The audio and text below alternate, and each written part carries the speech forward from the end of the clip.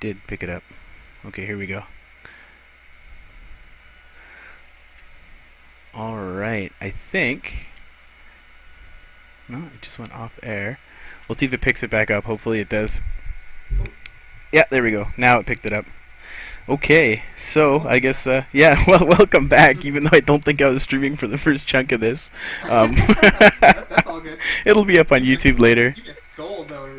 Yeah, seriously, like all the best stuff was already talked about. That's it.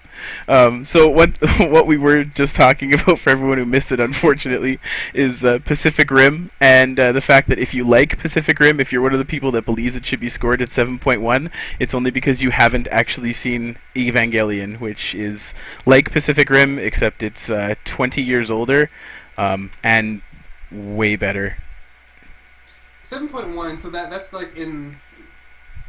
Because I mean, do you think Pacific Rim is a bad movie?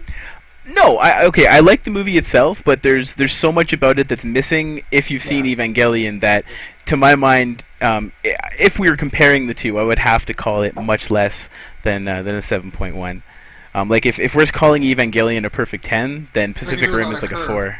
Exactly. Yeah. Let's see what Rotten Tomatoes says about Pacific Rim.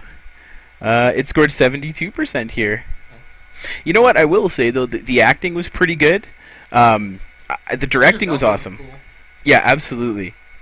I just think that Bell in a robot. yeah, man, straight up. I still remember the day he got. Spoilers at first. Absolutely, yeah. So anyone who hasn't seen The Wire, who doesn't actually know what that is. Oh no, now we just spoiled it because we didn't even give the context of the show yet. That's true. You'd have to know who Stringer Bell was, and you'd have to know got. All right. Well, yeah. So we're just ruining shit up all over the place here. Either way. So yeah. So in case you hadn't heard it, Stringer Bell gets got at some point in The Wire. So now he's in robots. Absolutely. And it's okay though, because those robots aren't as cool as other anime robots. It's true, as pretty much any anime robots. Oh, I saw Attack on Titan. Have you checked that out? I've seen about an episode, and it looks really cool, but I just can't get into it for some reason. Really? Yeah. Wow, I got all the way through it. You know what? I will say it's one of those. You know how sometimes an anime sets up a mystery story, but it doesn't deliver enough that you can kind of fall into the story. You know, like you're left too hanging. You know, you don't have enough fingers on the edge of the story to grasp I it. can understand that. I mean, I think I might give it a shot again at one point because I know that's been my case for a lot of anime in the past. Is it's been I don't like it the first time, and then just because I'm not in the mood for whatever kind of genre it is. Yeah. And I'll pick it up again later. One thing I didn't like though was just I don't know, like why are the Titans just naked dudes? Like, I know, and like it's so boring. Like they should be cool monsters or something, but they just look like creepy men. Yeah. Is there a reason for that? Like, did they explain that? Not exactly. They do explain like a couple of things. Like they get more into detail of kind of like what they are ish and like what they're doing and you know all that stuff. So they do kind of go into that, but yeah, you never really find out why they're just naked. Yeah, that was my main thing. But I'll give it a shot again. I mean, the costumes look cool. You should absolutely. And the show itself is really cool. Like once you can kind of get into the world, like it's like any anime, right? The world is totally different than any other anime. So you have to like it'd be like comparing this to like Read or Die, you know, like if you're not in the mood to watch something kind of fluffy, you're not going to enjoy Read or Die after watching Attack on Titan. What was the last movie you saw in theaters? The last movie, actually, Lucy. Oh, you did see that? Yeah, I did. I didn't see the Guardians of the Galaxy, but I did see Lucy.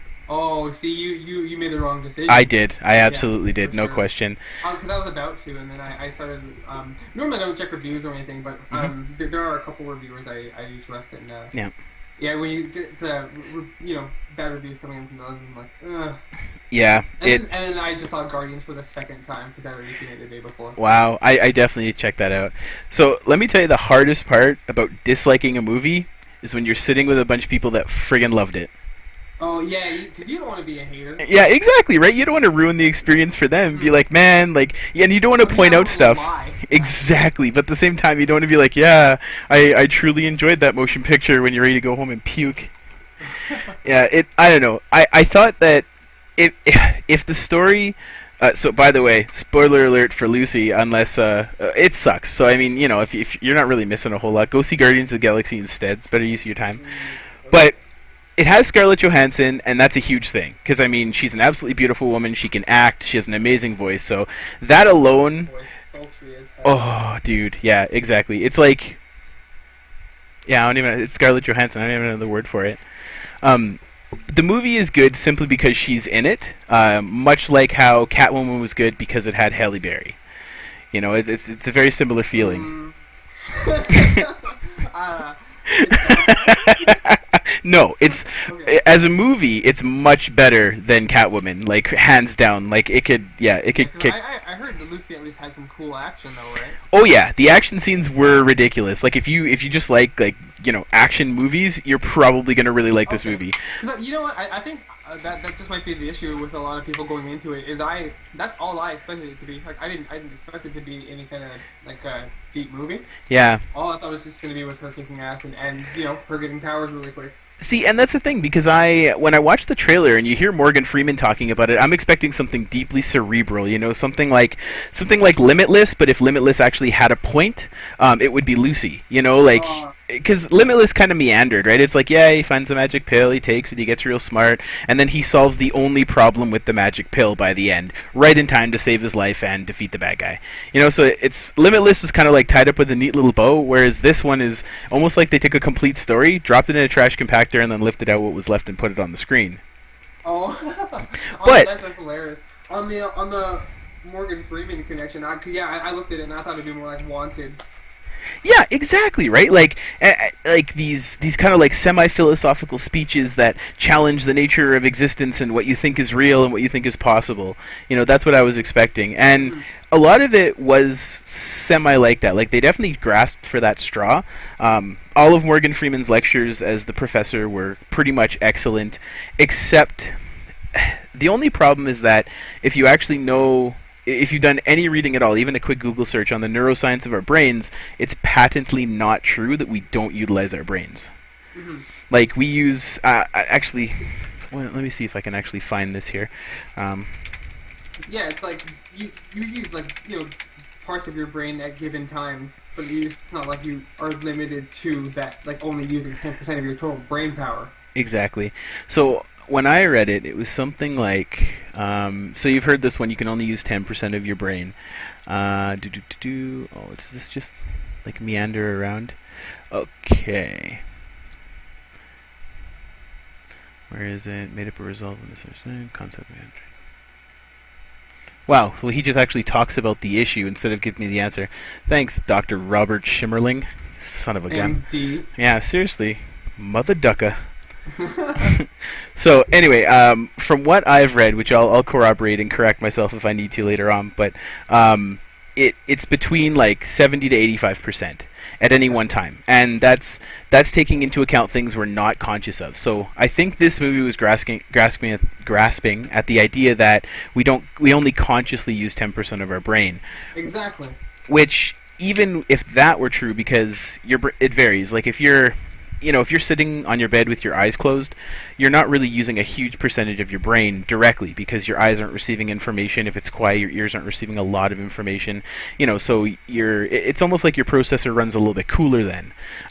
But when you're deeply involved in a task, especially something creative that is taking a lot out of you, then you're taking in this visual data, you're taking in some cases, audio data if you're working on music or making a movie or something like that, and you're making these choices and determinations as a part of the creation. It's very taxing on your brain, and at that point we go right up to like the 85-90% mark, because it's not just like actively thinking about something, but it's knowingly looking and watching and looking at detail and utilizing your body and utilizing your entire mind. So it's much higher than it seems, than when we're like idling, for example. And when you sleep, your brain usage goes through the roof. It just is using it differently. You just produce this different set of waves. That director's getting shit on left, right, and center for like his inaccuracies about brain power. Too. It's hilarious. Yeah. Well, like, I just wanted to make a movie. I'm not a doctor. Yeah. Yeah, no kidding. Well, exactly. I mean, and it's funny too because Limitless kind of approaches that idea differently. Limitless says that your brain basically works faster, and so you just improve everything. It's an efficiency drug. Whereas with Lucy, the idea is that she consciously can make use of her entire brain, and so because of that, they bring up these kind of like semi-moral issues. But the way they present them in the movie is that the issue becomes not so much like is it right or wrong to do the things that she's doing, but is it possible? And so you're kind of awed through the entire thing instead of really thinking about whether or not it would be right for her to make the decisions that she makes. I'm trying not to give away the plot to you. No, that doesn't. Yeah, because I am still gonna go ahead and see it pretty quick here, hopefully.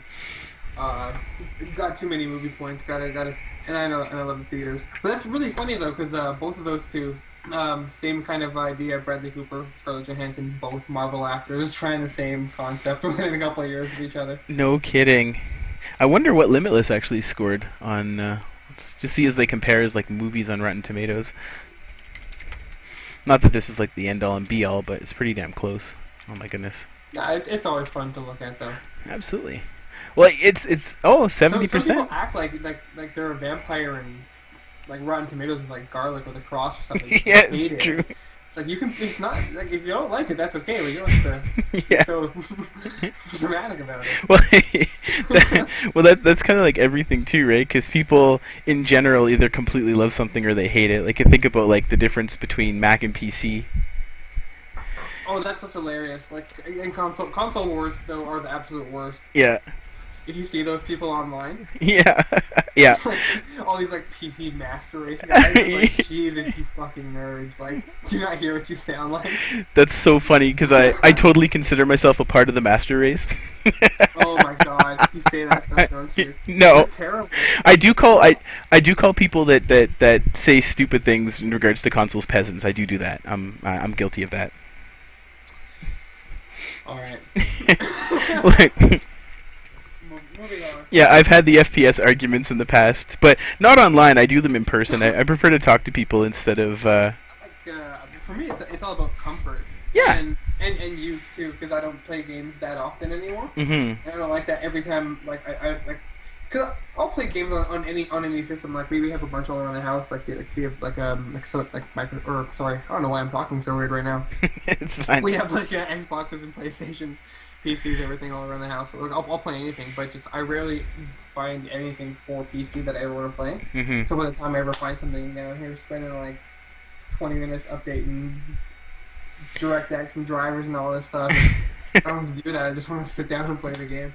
Yeah, that's true. And I mean, they're like the. And I want to sit down like on a couch. Yeah. Well, see, I like my computer chair, so I'm totally comfortable. And actually, I find that on the couch, I tend to slouch. I slouch on the couch. And so, I don't know, it feels bad. Like, it's not good posture, and it hurts my back when I slouch. But on my computer chair, I kind of have to sit up straight. Like, it... Yeah. Also, one thing is I have fallen asleep playing console games before, so the couch is so comfy. You just, like, pass out. You're like, do. All the time, yeah. What's the game you played most recently? Well, I always play Marvel vs. Capcom a little bit, like every day. Otherwise, probably South Park. Yeah, I think so. Nice, right on. My roommate and I were replaying Tales of Vesperia on Xbox 360. Oh, I've heard good things about that game, but it's awesome. It's my third time through. I've played it through because you Wow. can do co-op battles, like in-game battles with other people. So I've played through it with I think like 5 or 6 different people, like in all different playthroughs. Wow. Yeah, so I go through it again. It's great. That's awesome. Interesting. Yeah. You know, it's funny. I got Diablo 3 when the new patch came out, like the new expansion, and I played through the entire game, and I haven't touched it since. Yeah. When Diablo came out, I bought it on launch day, and then I played it for about 3 hours, and I haven't touched it. Yeah.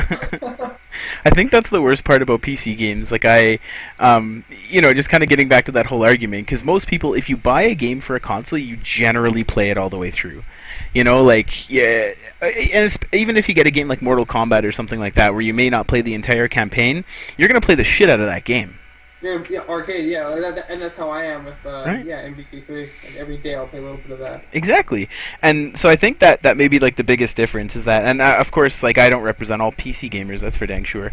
But No, you you're know, better than most of them. yeah, yeah, I try to be.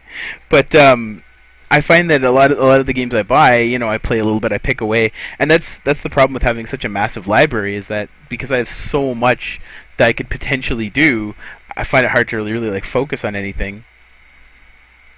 Oh no, absolutely. I mean, I have a hard enough time even just because I was just today looking on Steam to see if there was anything that I wanted to get. Hmm. I was just so overwhelmed though. Like I have a hard enough time even like choosing one game to play, Yeah, no kidding. let alone getting all the way through it half the time. And that's for both console and Yeah. PC though. Well, I've been playing Far Cry 3 actually on PC, and that game is sick. Oh yeah, I haven't tried that yet at all. I've wanted to. Oh, dude, it's so. Did you play any other Far Cry games like Far Cry 2 or any of that stuff? I played Far Cry Yeah, way back today. the original. Hey, I played Far Cry. I played Far Cry 2, and I felt that like the story was very similar in both games. You're kind of like this random mercenary assassin guy dropped in the middle of the shit, and you just have to either fight your way out or die. And then you have goals to accomplish along the way to kind of keep the game face towards the general direction. Far Cry 3 is completely different, Oh like yeah, entirely. oh no, is that out? Oh no, Far Cry 4 they've announced, right? Yeah, The one with the blonde dude on the cover, right? yeah, yeah. That's the Yeah. one that takes place in The one that they got all that the heat mountains. about for looking racist. Yeah, absolutely. Yeah. Yeah. So, Everybody thinks everything's racist. It's so ridiculous. well, of course. Well, I mean, it makes perfect sense, right? Because it existed so strongly in the past, it's very easy to assume that it can happen again in the exact same way, and so that makes people sensitive to it. And when you're sensitive to it, it's easy to pick it out of a conversation. I remember even Resident Evil 5 getting like a bunch of hate on it for looking racist because that was the one that took place in Africa. Oh yeah. And they're like, oh, what? Look at this, you're just killing a bunch of Africans or whatever, right? But, like, they had just been in Spain the game before, and this is Resident Evil 5. Mm-hmm. You've already spent, like, 4 games killing white people. So, like, Yeah. look, we're going to change it up. Let's try black people. And all of a sudden, it was like, oh, my God. It's like, what the hell? Like, this is the first time. It's not like that's all it ever is. Yeah, it's true. It's not like, yeah, it's Resident Evil. It's not like, fucking black It's people Adam mow down or Zombies or something. whatever. Exactly. And you know what? Honestly, the zombie disease doesn't know color. So come on. Eventually, I know. there's going to be white zombies. There's going to be black And neither zombies. should anyone else. Exactly. Yeah, that's so funny. Fuck, Bruce. Yeah, seriously. This is today's lesson. Learn it well. Man, fucking Resident Evil. What a good game series. I have also just finished The Wolf Among Us, the Telltale series. Oh, I haven't actually. I've seen it on Steam, but I haven't actually played it or looked at it that hard. Oh, did you ever try the Walking Dead? I did. I wasn't a huge fan because it was like I don't know. The whole thing was not the whole thing, but the first like I don't know. As far as I played, the first hour of the game is all just like quick time events. You're just like it like freezes, it's like hit A and you hit A and then you like back up and it's like hit B and then you hit B and then you back up. Okay. So I mean, they're both of those games are made by the same studio. In that case, you might actually I would still recommend that you give Wolf Among Us a shot though, because they did handle the action a lot better in that game. There's more options for things. And the action's a bit more frequent. Walking Dead is more about it's not about the action at all. It's more Story. about the long run of you and the characters. Yeah. Yeah, it's true, and I can appreciate a game for that. It's just I don't know. Have you played the Stanley Parable? No. Yeah, the Stanley Parable to me is much more the way I would kind of like a game to be, and I think I'm looking at a completely different like type or genre. But What is it? Because I've heard people talking about that, but just the name for some reason is off-putting to me. yeah, like Stanley. Sell me on it. Okay, okay. Let me sell you on the Stanley Parable, and I'm gonna. Who's Stanley? Stanley is you. You're Stanley. You play the part of Stanley. And so essentially what the game is it's a narration of the end of Stanley's adventure, essentially. Okay. It basically puts you as literally just one piece of a machine. So in this case, the machine just happens to be a large, like, multinational company, and Stanley gets directions on his computer. Like, the computer says, press the up arrow, and he presses the up arrow, and he presses the W, and he presses the W. And that's all he does all day long. That's all he wants to do. That's his whole life, is just literally being this one random cog in the machine. And he doesn't have any idea why he has to press the buttons he's asked to. He doesn't know anything about the company he works for or anything like that. He just does this one thing. And so then, basically, for some reason, the whole system breaks, and he has to go out on his own. And so from that point forward, you're Stanley, and the narrator narrates everything you do. And I mean literally everything. Like, they have programmed in every single action Stanley could possibly take, and the narrator has something to say about it. That sounds really awesome. It is. And the whole game is just a series of choices. You just make a series of choices. You can make different choices. Sometimes you think you're making a different choice, but you're really not. The game has a nice way of tying things back in together. And so you just basically play through these different versions of the end of the story. Because the beginning of the story, you know, it takes, like, if you choose the right way, I guess, in every single scenario, assuming that the game would define the right way by getting to the end, and, like, succeeding in a positive way, then doing things the right way takes maybe 20 minutes. Okay. So you can play through the game relatively quickly if you just do everything that the narrator says. However, the game starts...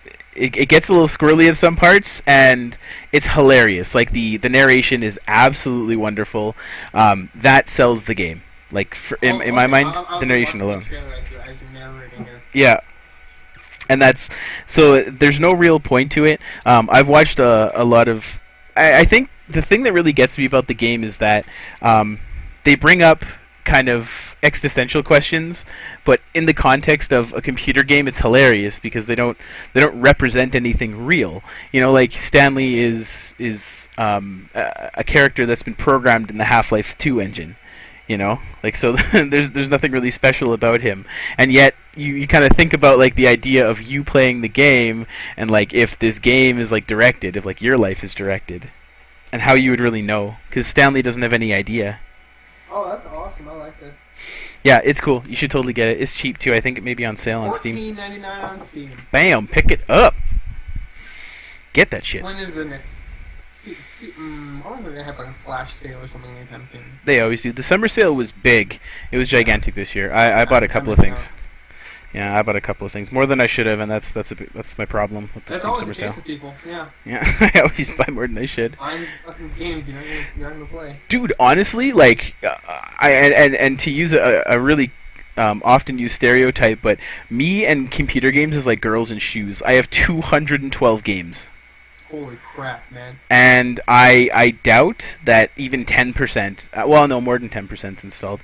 I wonder where it tells you how many games are installed. I can understand that, though. I've bought so many volumes of comics that I haven't even gotten to yet. But at least that's something tangible. Like, you know, when you're 80 years old, you can reach into a box and pull out your comics. If my power goes out, my 215 games worth of investment are useless. Well, a lot of them are digital now. Oh, well, I take it back. You're in the same... A lot of them, but I'm going back, though, to... I'm trying to go back all to print, and I only want to get single issues for maybe stuff that... Actually, I don't know why. I read something about that like...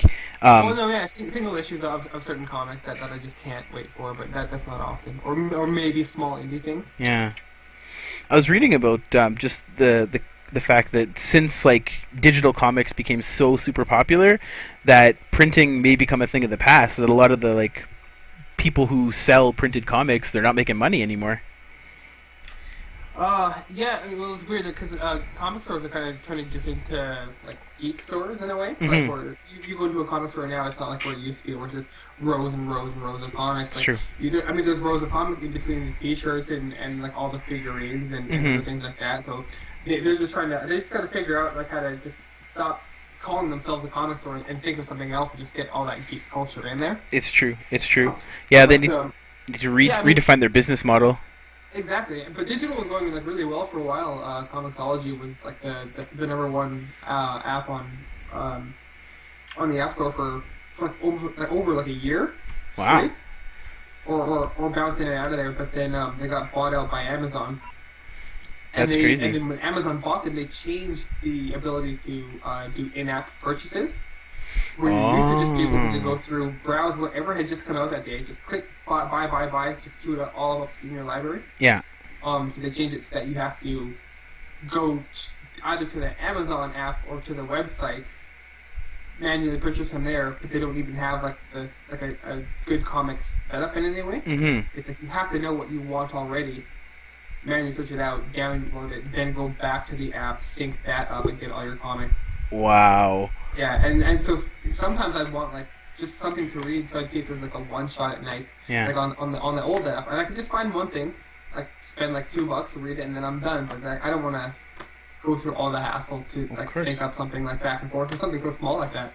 Well, yeah, and for one comic, you know, like Exactly. it's not like we're talking about a collection of hundreds. This thing's actually pretty cool. On the screen here, I've got the flight path of the Rosetta. That was the satellite we were talking about at first that probably no one heard about because that was on the part of the podcast that didn't get broadcast.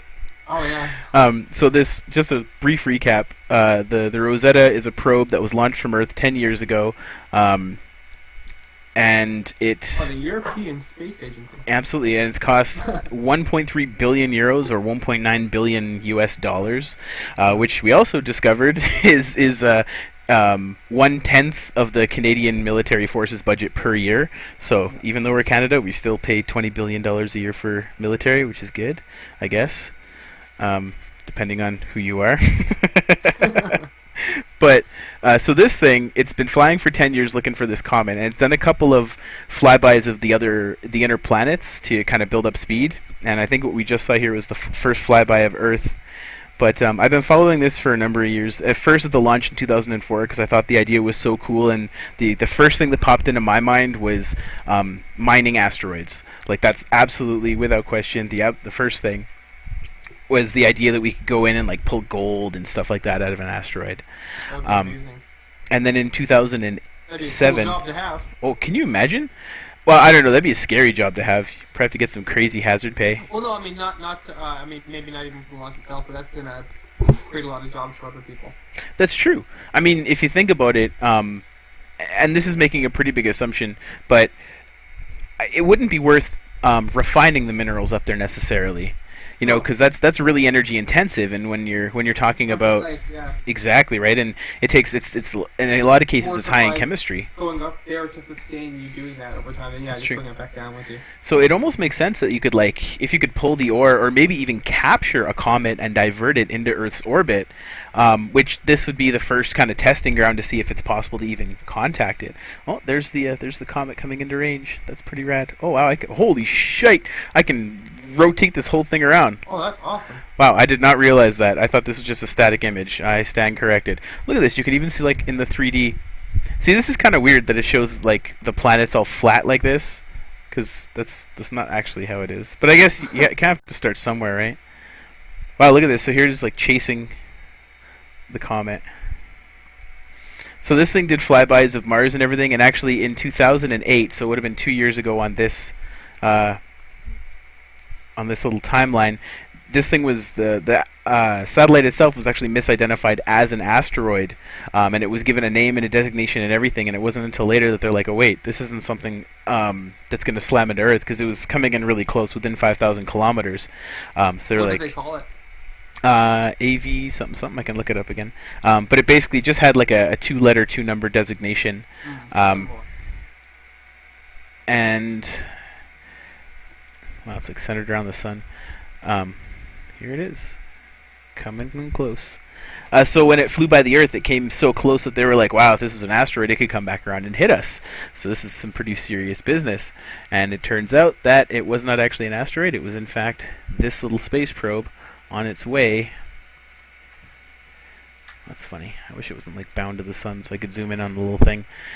Yeah, 10 years of going around the solar system and chasing it. And what it's going to do is it's first going to orbit and map and take pictures of the comet.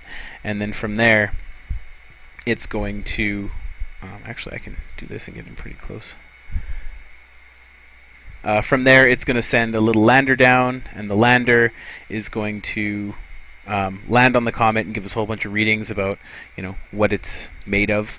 And then it's going to follow the comet on its trajectory around the sun, and it's basically going to watch it and see what happens to it. Because, we know that as it gets in and gets hit by the stronger sun by the heat and the radiation of the sun in space, that it starts to form that big long tail that we all get to see and marvel at, and possibly think is a message from God, depending on the century you're living in.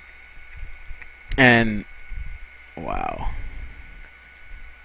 So we're going to get a chance to actually study it, and the most exciting part for me personally is that this may actually lead to the ability to, in some small way, mine an asteroid like this. That's amazing, man. This thing's been flying around for so long, too. Like, a damn long time. Millions of years. So yeah, so that's the Rosetta space probe. Look it up. Beautiful, beautiful. Mm-hmm. Alright. So you just finished the South Park game. What was the last game you played before that? Just finished South Park. Just before that would have been... I was playing a lot of Inty Jam again, actually, for a while. Old school, hey? I don't know why. I don't do it often. I don't think I played it in like over a year, but I was just in the mood for it, so I had a good couple days, or a good 2 or 3 days with it.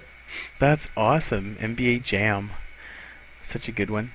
It's hilarious because they made an updated one. I think it was probably 2.5 years ago now for download on PlayStation and 360 360. Awesome, dude. That's sick. What a good idea. I love the way they do that. They bring old games back and they make it possible for you to play them, like without having to emulate and all that stuff. Totally new one. Oh, really? A new NBA Jam. Yeah. Yeah. New graphics, new commentary, and everything. Oh, that's cool. And it was hilarious, like the commentary on the new one. Yeah, is it done very well? Oh, it's perfect. That's excellent. That's important, man, especially with a sports game. Like, I remember... John Madden. Yeah, exactly. You see, if you score more points than your opponents, that's how you win the game. That's gonna... The only way to ensure you're gonna win is to score more often than your opponents do and stop them from scoring on you. I didn't know you actually knew much about John Madden. I didn't think you were a sports guy at all. I'm really not, but that meme, the John Madden meme that has existed for a long ass time, I've been exposed to it, and I find it so funny. And I've watched some of the highlight videos from not only the games but when he was actual announcer, and it's too damn good. Oh no, it's like comedy unto itself. Exactly, like he, without even knowing it, he was just a hilarious man that said crazy shit. I'm pretty excited because right now it's preseason, first game of preseasons for the NFL. Oh yeah, I saw your hat earlier. You're a Seahawks fan. Yeah, Seahawks fan, defending Super Bowl champion. Yeah. Town, Seattle Seahawks. Oh, that's cool. You know what? My buddy Champy's a Seahawks fan too. You guys could probably have a lot to talk about. Yeah, absolutely. We're in the second quarter right now, and Denver's leading at 7-0. But not a sports podcast. But it's not what I'm looking to right now. Yeah. Only preseason though, so it doesn't matter. Yeah, well, I don't know. I think it always counts. It gives your opponents a chance to see how you're playing. Yeah, build your own momentum up too. Mm-hmm. Absolutely. That's crazy. You know what? I never even thought about, but you're totally a sports guy. You didn't know that? No, well, I did, but it's what me and all those guys, like me and Rock and Sam and all those guys did sports all throughout school together. Oh yeah, that's true. You guys dominated.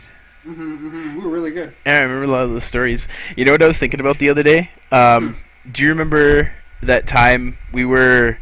Oh man, we must have been 16 or 17, and we were walking back to your place when you used to live in Falcon Ridge, and that old angry guy with the bag full of movies. What were you even doing? Why did he get so angry? You know what we were doing? Okay, so I'm gonna give a bit of history here for the people that don't remember this situation because they weren't there. But so we were kids. It was late at night, probably 11 or 12. We used to go walking a lot. That was a big part of who we were, and we were along one of the major intersections here in Calgary, which is not that major, but for the area it's pretty big, and it's just Falcon Ridge Drive, where it becomes 52nd Street, and there are these condos there, and the condos were built up, so there's a natural hill leading down to the sidewalk, and I don't know why, but we were basically going up on top of the hill and then kind of jumping off of it onto the sidewalk.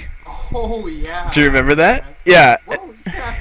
We had nothing better to do. Yeah, literally, like I don't remember our rationale. I don't know why we were doing it, but that's what we were doing at that moment.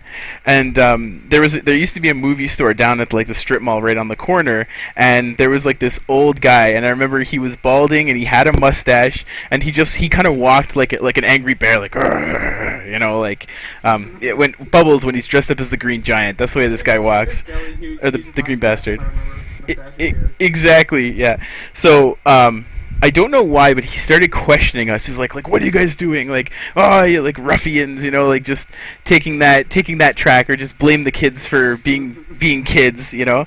And I think he said, all you little assholes better go home. And you said, I'm not an asshole. And you said it like under your breath, like you didn't really want him to hear, but you're like defending yourself anyway.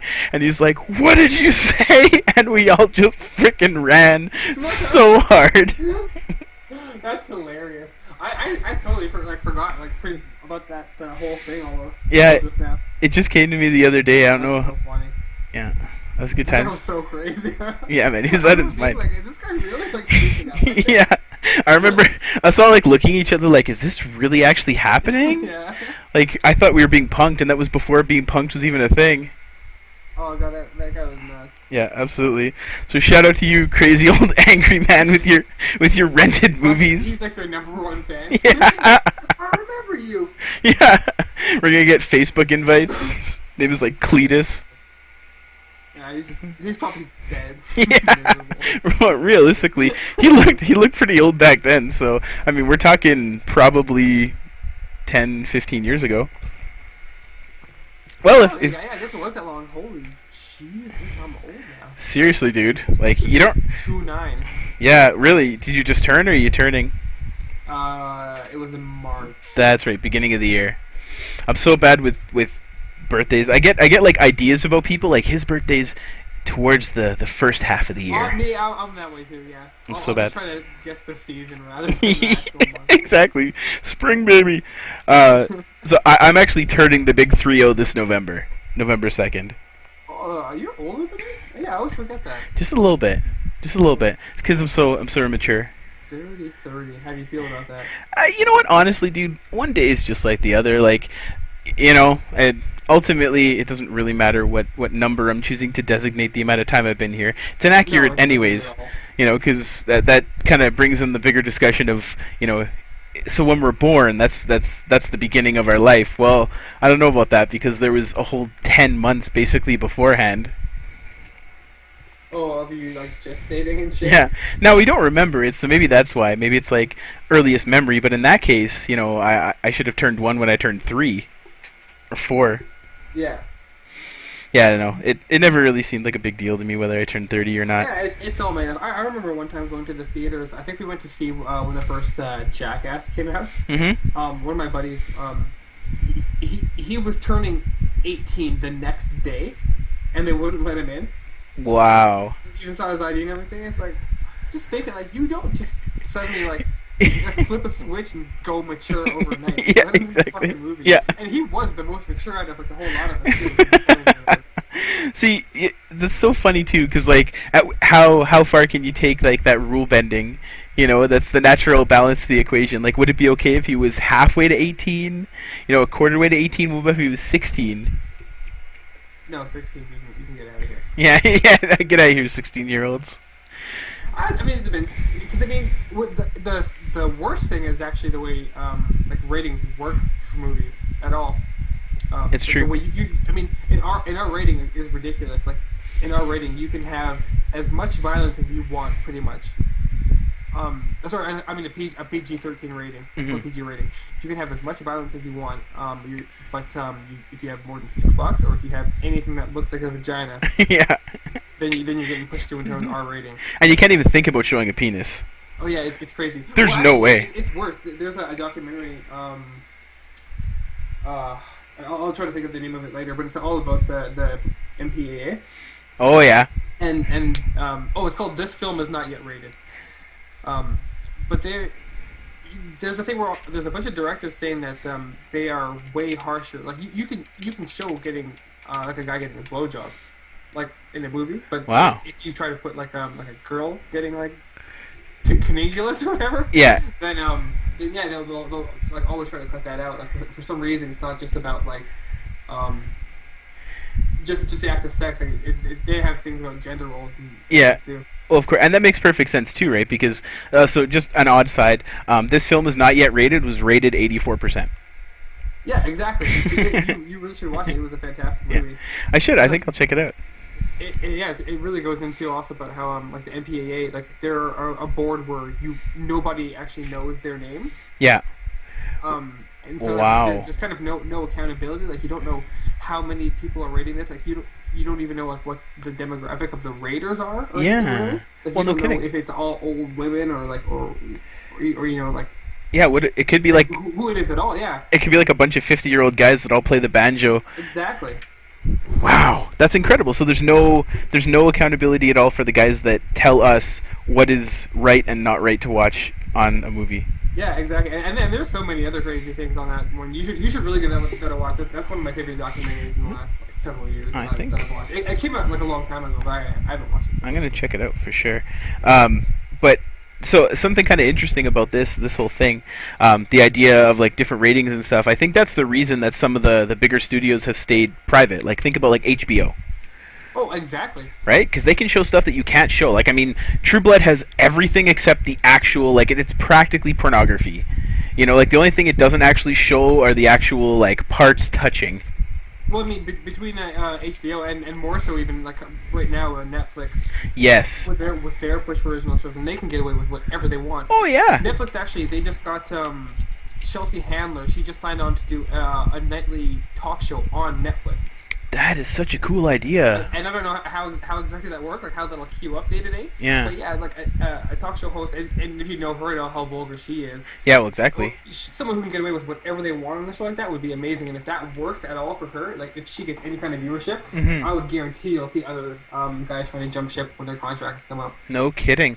Well, and I mean, if it's going to pay better, if you're going to get better exposure, and you can More say control, for whatever the fuck sure. you want, like, Because if that if alone, they hire you, it's for like we want like this, like we want you. this guy, because they can get whatever they want on Netflix right now. See, that's one thing that pisses me off is when when a company or a studio or production whatever wants to hire someone for the name that they have, but doesn't actually want the person that shows up.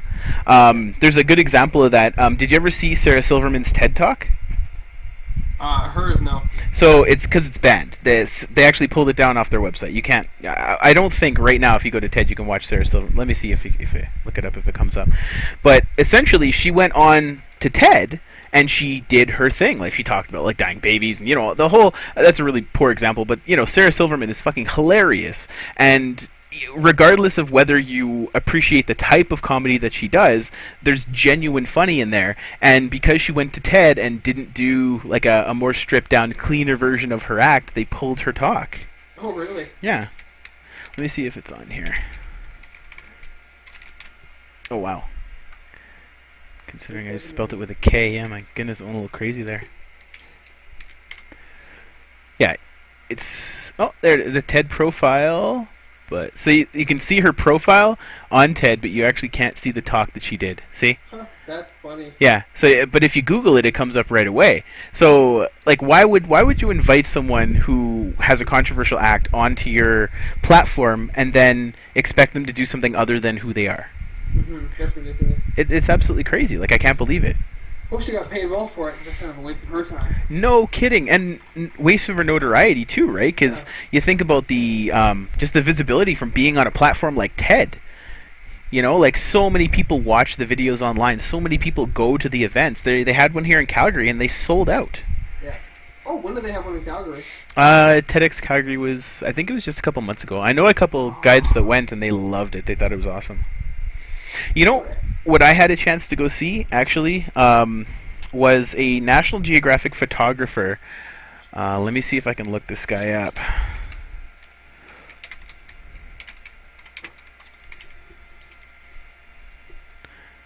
Nat Geo. Wow, I can't type at all today. Okay. It's not embarrassing or anything. Yeah, no, it will be. Can you imagine that? Is it this guy? Man, I wish I remember his name now. That's terrible. I totally wish I remember his name. But Sounds like he made a big impact on you. oh, dude, like he, no, seriously, like he's incredible. So it might actually be this dude, but it doesn't say who he is. That's hilarious. All right. Well, anyway, he's a National Geographic photographer, and he's been around the world, and he's captured pictures of all kinds of animals. And one of the things that he told was the story of like how everything has a balance to it. How every single thing in the world has two sides, and you can't always assume because you're seeing one side, you're seeing the whole picture. And one of the things that he showed us was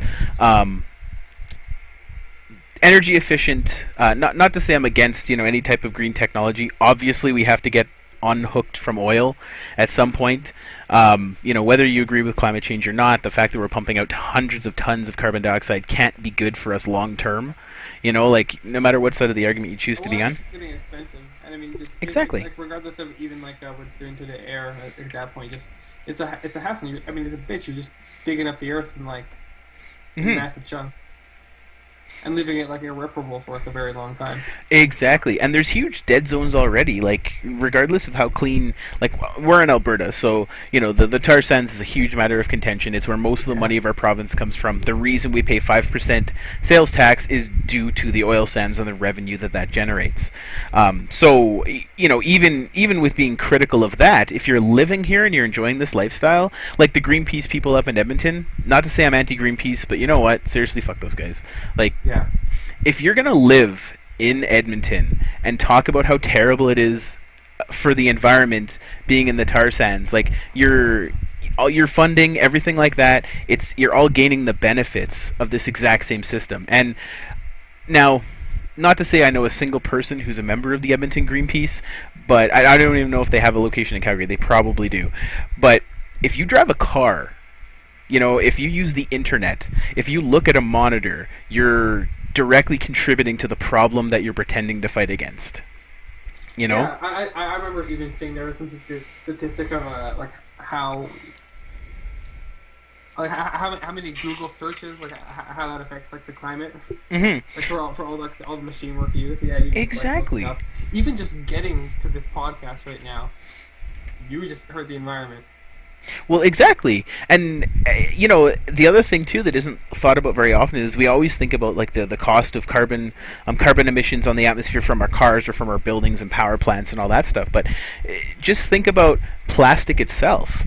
Like right now, I'm sitting at a desk talking into a piece of plastic that, of course, it has metal wires going through it, but I'm typing on a piece of plastic. I'm viewing everything that I'm doing via a piece of plastic. My tower is made of plastic. Like everything around us is completely. The water bottle I'm sipping from right now is in fact made of plastic. So that's all oil. That's all we're literally immersed in oil. So it just seems very hypocritical to be so critical of what pays the bills in Alberta, while at the same time contributing to the problem directly through your everyday behavior. I agree on 100%. And that would be my big problem with Greenpeace ultimately. But so anyway, back to the National Geographic photographer guy. So he showed all these like green initiatives, like solar panels, and one of the things he showed us was the the big wind generators. So those things they generate a ton of wind, a ton of energy, for the province and for the world in general. They're awesome. They don't take a lot of crud to make relative to how much it takes to burn coal, for example. Whoa. Your mic went a little bit crazy there for a sec. Am I good? Yeah, you're better now. Okay. So what he showed is the number of birds and bats that are killed by these spinning blades every year, and it's phenomenal. Like hundreds and hundreds of animals are killed by the air-powered systems, the air generators. What are they called? Windmills. And he also showed solar panels, and the solar reflectors where they have like 1,000 mirrors, and then they all fire at like the center platform, and that's full of sodium, and it heats up and boils water, and that runs turbines. Right. Well, underneath those solar panels, because they don't want dust blowing up, they spray basically a plasticizer, and so it makes that entire area a complete dead zone. Bacteria can't even grow there.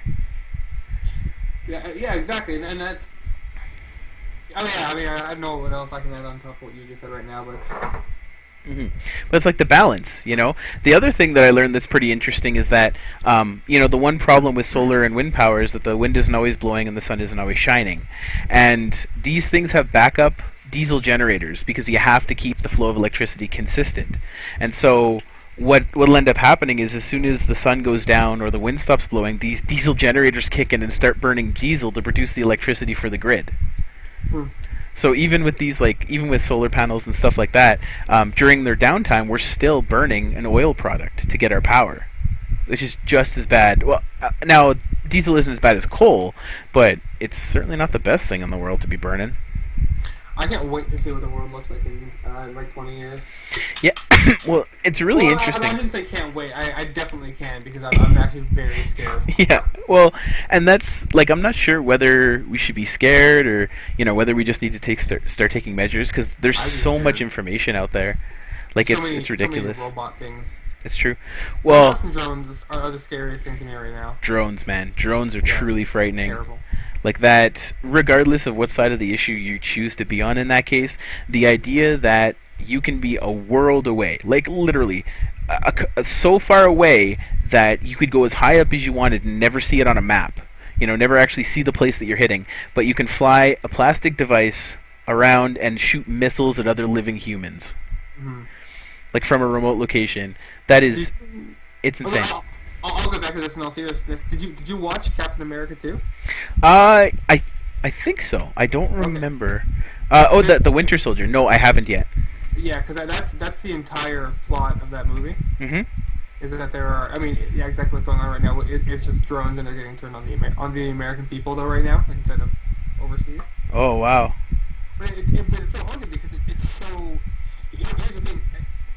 From the moment I heard anything about drones and they started becoming more and more thing that we're seeing every day, I knew they're going to be a bad idea because anybody can use technology, and I don't know why people assume that it's because they create something that nobody else is going to get a hold of it and do worse things with it. It's true.